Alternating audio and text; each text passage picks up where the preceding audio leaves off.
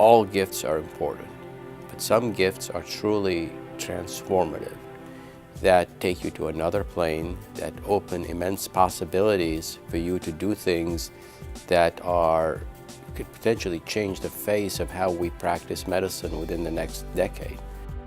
Ed and Sandy's amazing gift to Weill Cornell is, my heart stops when I say this, is $75 million, and it is all going to be devoted to cancer.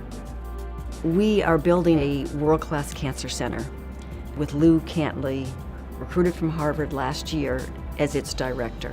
For me, it's absolutely exciting that I will be able to soon move my lab into the Sandra and Edward Meyer Cancer Center, where we will be able to implement the research that we think is going to have a big impact on cancer in the future. One of the things that makes a gift like this so special is that it comes at a particularly challenging time.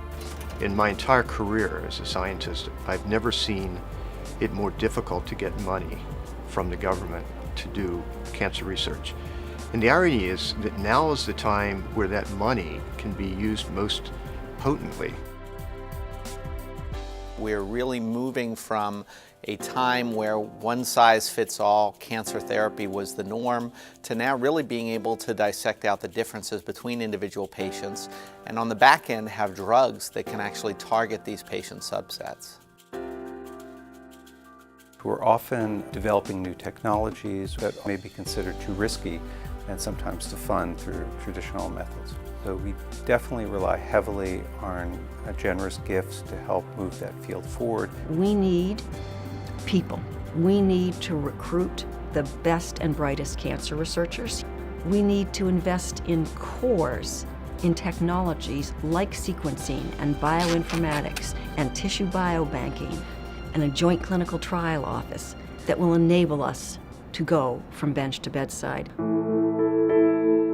Cancer is a diagnosis that none of us as a patient wants to hear. I always tell my patients that, when they get very concrete and say, well, how long do I have to live? I say, well, there's a lot of reason for hope. Although we always have this overarching goal of cure, sometimes transforming a lethal disease into a chronic illness, it's a win for us as physicians and win for patients and their families.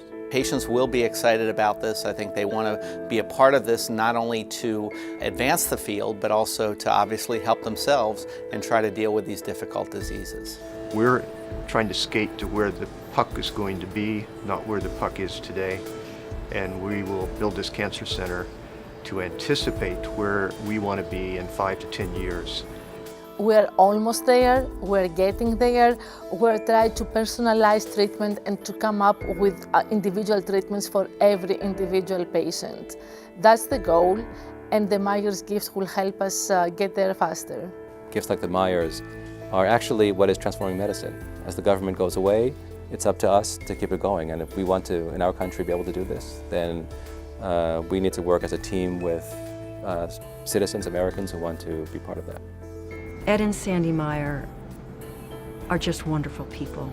They have huge hearts, and they're going to be able to know that their gift is going to measurably affect the life and the survival of so many different patients with cancer. And these kinds of advances, they can't be made without wonderful, wonderful, generous people like Ed and Sandy Meyer. I am so grateful to them.